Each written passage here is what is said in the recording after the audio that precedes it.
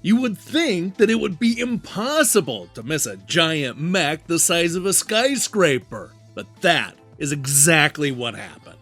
While I was off being busy looking at those Koei strategy games on the Nintendo Switch Online, I completely missed that 3 Armored Core games from the PlayStation era were uploaded to PS Plus. I'm talking about the 1997 original, Project Phantasma, and of course, Master of Arena.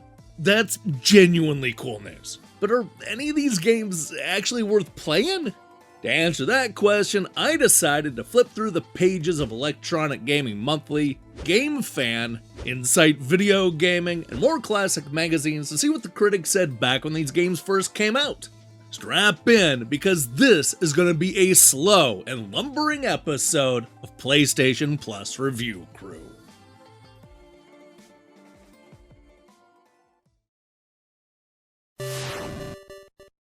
Long before From Software was known for Dark Souls and Elden Ring, they were the company that gave us Armored Core. Well, not the first mech game to hit home consoles. This long-running franchise was many people's first taste of building and fighting with giant robots. You see, the CD space and the 32-bit technology allowed gamers to customize every inch of their mechs, and the various multiplayer modes, which included a very novel use of the link cable, were a big hit with fans. While not quite as fast or as exciting as Sega's Virtual On, Armored Core had the depth and lengthy campaign to keep gamers coming back for more. But what did the critics say?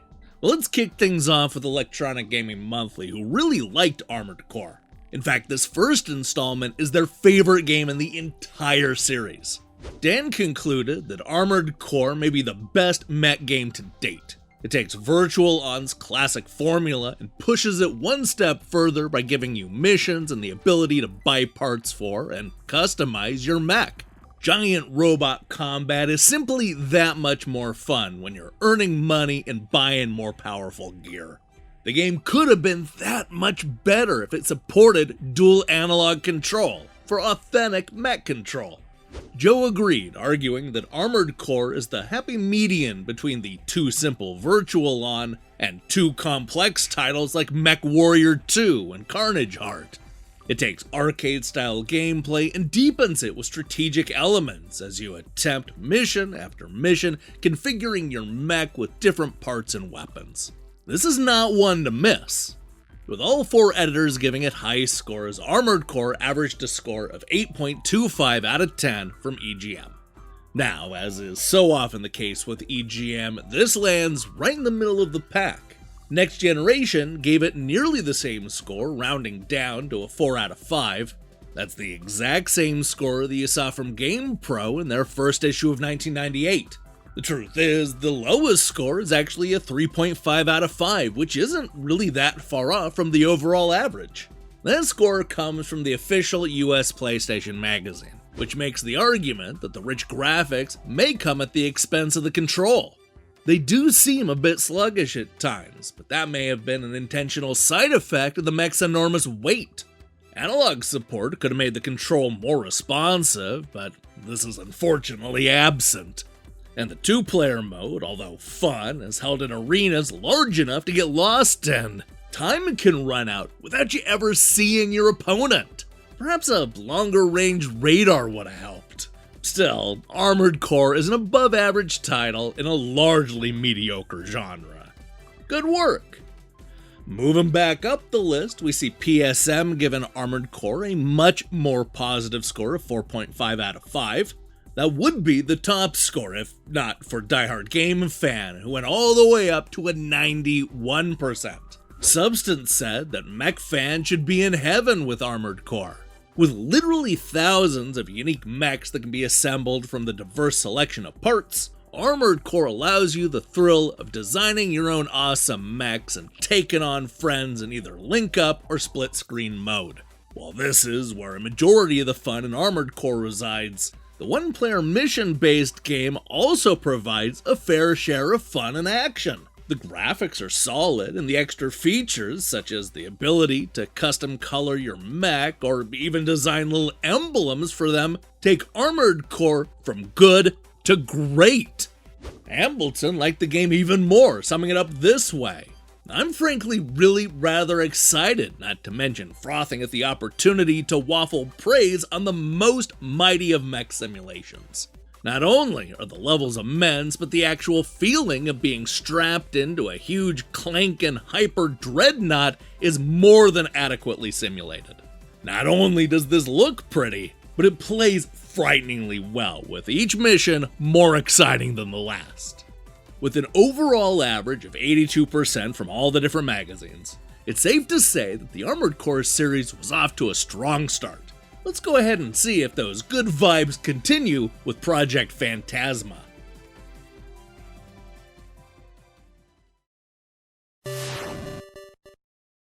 Only 1 year after introducing the world to their style of mech fighting, From Software returned with Project Phantasma, a follow-up that also acts as a prequel to the original Armored Core. While some fans had hoped for a more significant sequel that improved the graphics and the gameplay and, well, everything else, this 1998 entry is more of an add-on expansion pack, essentially recycling many of the elements while scaling back some of the story. This left fans divided, but what did the critics say? Normally, Electronic Gaming Monthly would be somewhere in the middle of the pack. That's not the case when it comes to Project Phantasma. With an average score of 5.25 out of 10, EGM is actually at the very bottom. John explained the reason for the lower score. If you played the original Armored Core, well, here it is again, with new bits. In the grand scheme of big robot games, this is certainly one of the best. But you've gotta really dig the genre for it to really give you the horn. While I can appreciate the myriad of features, the game doesn't really do it for me. The missions are suitably varied and the combat is okay, but I'd have liked to see analog support to bolster the ropey controls. Dan agreed, arguing that Armored Core was pretty good when it first came out, but it isn't such a high-caliber game that it needed a sequel, especially when the sequel is only providing new and more difficult missions. Needless to say, if you want more of the same, then Project Phantasma is an alright buy. Just don't expect the game to feel like a true sequel. Moving up the list, we see PSM give the follow-up a score of 3 out of 5. For what it's worth, that's the same score that we saw from Next Generation, down a full point from the first game. What's rather disappointing about the game is the dated graphics. Other PlayStation games have progressed graphics-wise, while Armored Core 2 seems to have stagnated. Plus, the game requires a lot of trial and error and resource management. So if you're looking for action, or just aren't the patience sort, you're not likely to enjoy the game. But those who are really into the original Armored Core, and there were more than a few, should enjoy the greater number of missions and options in Project Phantasma. GamePro liked the game a little bit more than Next Generation, but not as much as the original. They gave it a 3.5 out of 5, down a half a point from the first game.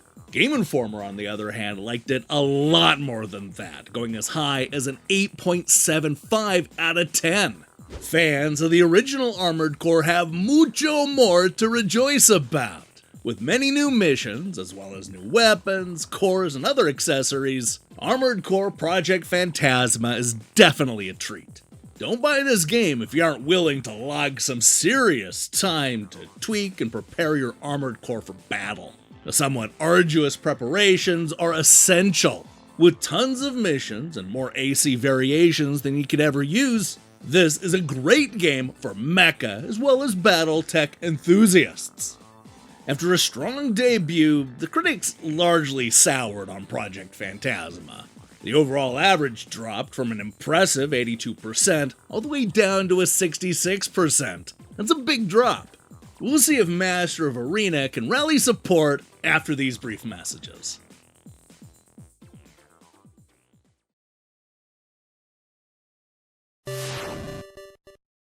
You know what they say, another year, another Armored Core add-on. Master of Arena is the third and final PlayStation entry before getting Armored Core 2 on the PlayStation 2 later that same year. Much like Project Phantasma, this recycled the gameplay and the graphics of the first game, all while building on to the arena mode that was introduced in the previous entry. There's a story here that runs concurrently with the original Armored Core, setting things up for a more ambitious sequel, but yet again, fans were a little bit divided, depending almost entirely on what they ultimately wanted out of the series. Multiplayer fans got most of the good stuff, including a second disc that added additional parts and focused heavily on one-on-one combat. Let's see if the critics like the direction that From took for this follow-up. Once again, Electronic Gaming Monthly finds itself dead last, giving Master of Arena a score of 5.5 out of 10. This time around, they didn't even bother letting all 4 of the critics take a stab at it, instead letting only one uncredited critic give the sole take. Armored Core is going on almost 4 years, and it still holds up very well. Sure, the graphics are dated, but the gameplay has drawn such a fundamentally diehard crowd that From Software has felt no need to change it. It's been a long time since we busted out the link cable, but Armored Core almost demands it. Split-screen head-to-head is fun, but ultimately a limited experience. There's an extra disc that contains a bunch of extra mech parts and deathmatch arenas too. The question is, do we need another add-on pack for Armored Core? While a 5.5 is low, it's not really all that far off from Next Generation, who once again gave an Armored Core game a score of 3 out of 5. That's the same score that we saw from Incite Video Gaming, who explained that success of Master of Arena depends more on your adeptness of constructing an Armored Core unit rather than your battle skills. The available parts options are simply mind-boggling, with practically everything open to upgrade. A mission-based scenario mode lets you earn money to enhance your mech for the head-to-head arena mode. The combat action can get monotonous, but if you're anal retentive and mechanically inclined, you'll be happy trying to build the perfect robot. Moving on from Incite, we see GamePro give Master of Arena the same score that they gave Project Phantasma, a 3.5 out of 5. That's the same score that PSM gave the game, down a full point from the 4.5 out of 5 that they gave the first game. And then there's GameFan, who averaged a score of 81%.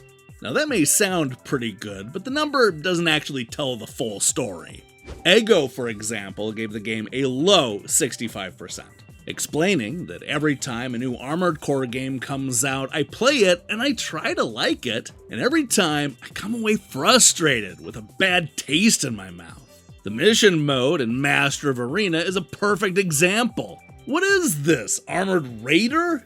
Wander around till you find the right outpost to blow up and unlock a door so I can proceed to the next boring adventure? No thanks.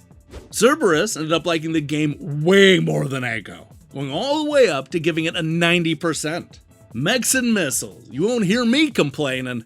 I've been a huge Armored Core fan from day one, and Master of Arena isn't much different. The game keeps getting better with each edition. Solid, well-designed missions and massive robot mods guarantee much diversity. I don't like that the control remains strictly digital, but that's From for you. Master of Arena is a perfect time killer. Alright, look, the good news is that the overall score is right in line with Project Phantasma, with both games earning a 66%. While there are a few who champion all 3 entries, it's clear that most critics preferred the first game and then were a little bit disappointed with each additional installment. I say check them out on PlayStation Plus and see if you agree. I mean, unless you don't like to build mechs. That's a really big part of the series. Hey, thanks for watching me break down these classic reviews. If you liked what you saw here, then you should know that we post episodes just like this one every time classic games get added to modern consoles. We have a whole playlist with hundreds of reviews just like this one. So, check it out when you have a chance. Now, here's the question I have for you. What's your favorite mech game? I'm not going to be real picky on how I define mech. I mean, I think that I referred to a mech as a robot earlier in this very episode, so just let me see your picks in the comments below. In other news, we're going to be back next week with something very special for April Fools.